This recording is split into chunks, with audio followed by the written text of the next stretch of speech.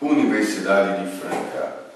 O Centro Discente de Informática, o CDI da Unifran, hoje ele possui 630 computadores, todos interligados em rede, um laboratório de alta tecnologia, todas as salas com projetores multimídia, som, anfiteatro, luz inteligente.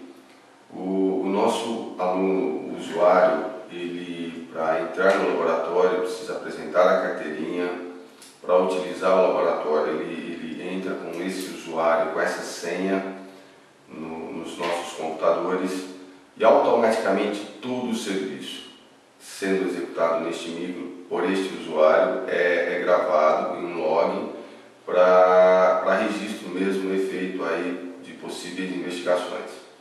Todas as nossas máquinas com essa internet é um link de 12 MB, com uma tecnologia toda de rede física e também de acesso através de AP, de Access Point, wireless, pelo campus.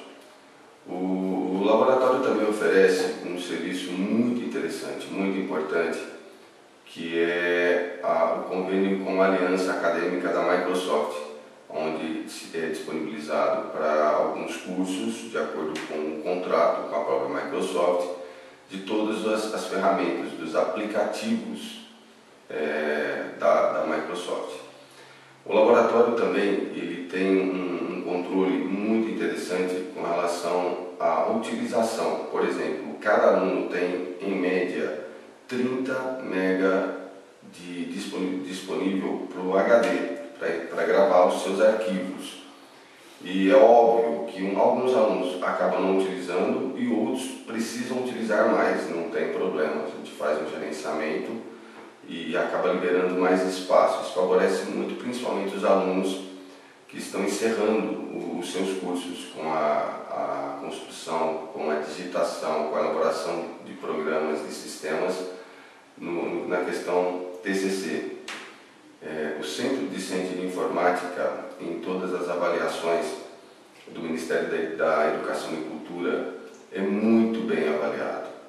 É um laboratório onde ele tem profissionais de alta competência, o gerente de rede, gerente administrativo, os funcionários, todos eles altamente capacitados, bem treinados, e um cuidado que nós temos com a equipe é a qualificação, a certificação. Este é o Centro Discente de Informática. A Unifran, localizada aqui no estado de São Paulo, em Franca, te aguarda de braços abertos, e o Centro Discente de Informática também.